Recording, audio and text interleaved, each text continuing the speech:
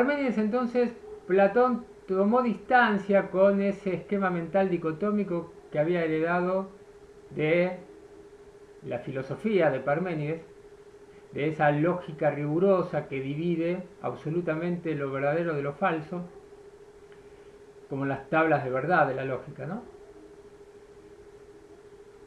Y el desafío siguiente era demostrar que no por rechazar ese esquema parmenidio debía necesariamente caerse en la sofística.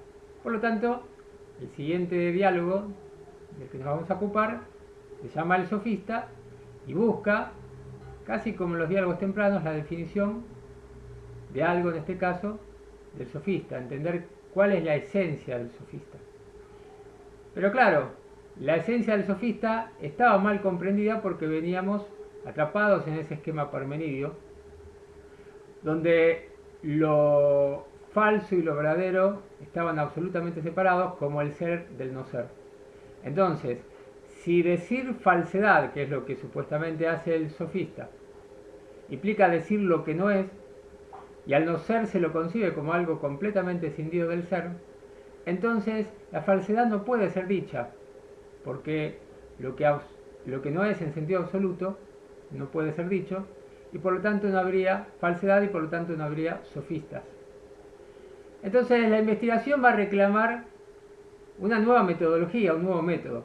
Y así como teníamos en los diálogos tempranos el método de refutación y en los diálogos medios el método por hipótesis, ahora va a aparecer un nuevo método, que es el método de reunión y división, a través del cual él va a tratar de emprender eso que habíamos señalado como el primer paso para acercar el ámbito de las ideas al ámbito de la realidad sensible, que era modificar la concepción de las ideas, puesto que si se las concebía como opuestas completamente a las cosas, nunca podrían acercarse a ellas. Entonces, el método de reunión y división va a lograr eso porque pone en combinación a las ideas y a la vez reúne a los contrarios bajo un género próximo, un género común. Entonces, la diferencia entre esos contrarios no resulta absoluta, sino, como va a llamar Platón, mera diferencia. Y ahora vamos a ver lo que eso significa. Pero en todo caso, ya en el ámbito de las ideas está logrando producir esa modificación que le va a permitir acercar el ámbito inteligible al sensible. Ahora, a la hora de aplicar este nuevo método que supone la combinación de las ideas, la relación entre ellas, Platón va a decir que necesitamos una ciencia para orientarnos y saber cuáles combinaciones son posibles y cuáles no. Y a esa ciencia la va a llamar dialéctica. Ahora, a diferencia de otras ciencias como la gramática, que establecen las relaciones posibles entre los términos, entre las palabras, la dialéctica tiene en su campo infinitas ideas. Por lo tanto, se perdería en el infinito si quisiera abordar idea por idea cada una de esas relaciones. Por lo tanto, va a proponer partir de los géneros supremos, porque teniendo la clave de los géneros supremos, todo lo que se subsume en ellos queda de alguna manera contenido. Tendríamos entonces la clave para entender a las ideas en general. Entonces se plantea cuáles son los géneros supremos y toma los que venía trabajando la filosofía, sobre todo en la época presocrática, que eran el ser y también la identidad y la diferencia y también el movimiento y el reposo. Ahora, en realidad, avanza en la reflexión de estos géneros y se da cuenta que el que tiene mayor generalidad es el del ser. En todo caso, si hay que asumir la identidad y la diferencia como géneros que estén a la misma altura ontológica que el concepto del ser, es porque se daba cuenta que yo no puedo decir la diferencia es y la identidad es, y quedarme solo con eso. Necesito una diferencia específica, pero no hay a la altura del ser, por ahora, una diferencia específica, entonces solo podía realizar del método de reunión y división el elemento de la reunión. ¿Sí? Reunían un género próximo, pero no podía proceder a diferenciar.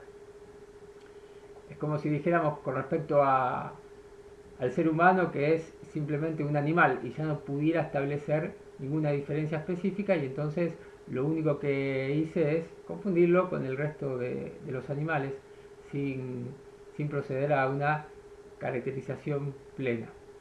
Entonces necesitamos esa diferencia, pero en el plano del ser, si coloco solamente al ser como un género supremo, me voy a encontrar con que no tengo la posibilidad después de avanzar en la determinación, porque toda determinación supone una negación, y no habiendo negación del ser, no podría definir nada.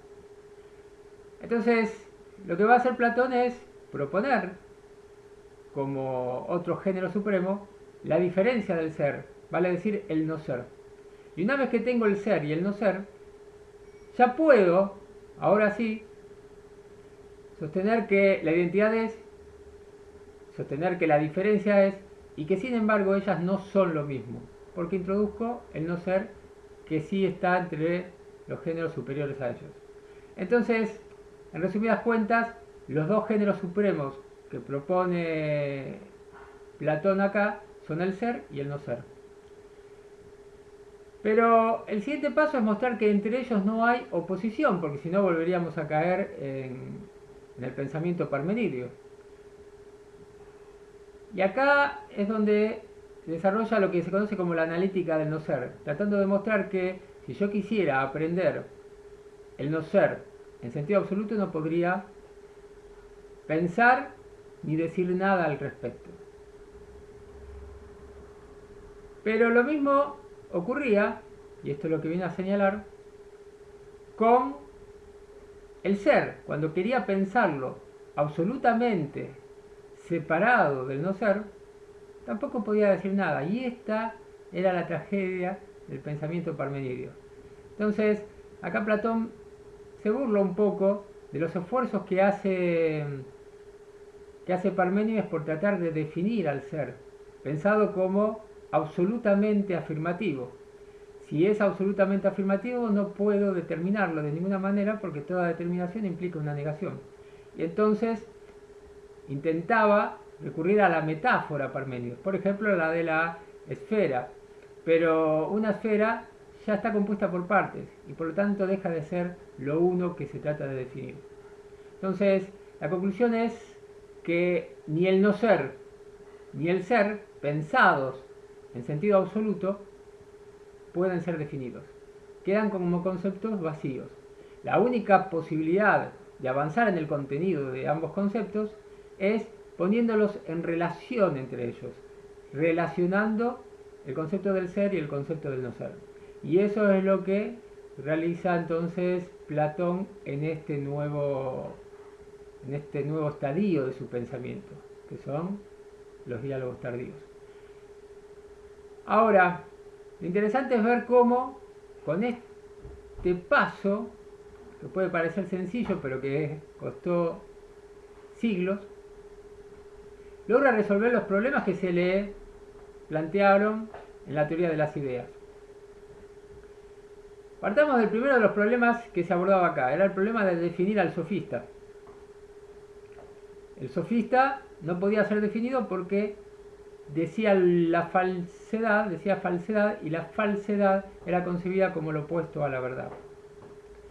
Pero ahora que el no ser es concebido como la diferencia interna del ser, como existiendo en el ser y no como lo opuesto al ser, el no ser puede ser dicho. Entonces acá se inaugura un concepto relativo, no relativista, de la falsedad, por la cual lo falso es lo insuficientemente verdadero. Pero en toda falsedad hay algo de verdad. Y justamente el arte del sofista no era decir lo falso en sentido absoluto, sino tomar mucho de verdad, pero para dejar de decir otra parte sustancial. Cuanto más supiera un sofista, mejor podía engañarnos. Aquel que no sabía nada de un tema difícilmente pudiera engañarnos al respecto. El segundo problema que habíamos visto era la relación entre lo uno y lo múltiple y el argumento del tercer hombre, ¿no? Que se ponía en discusión en el Parménides. Porque, ¿cuál era el problema de la relación entre lo uno y lo múltiple? El problema era nuevamente que se concebía como opuestos a lo uno y a lo múltiple. Cada una de las partes, por ser parte, no era el todo, y el todo, por ser el todo, no era la parte, y ese no ser se lo concebía en sentido absoluto. Entonces se descindía los dos ámbitos, y el todo quedaba separado del ser.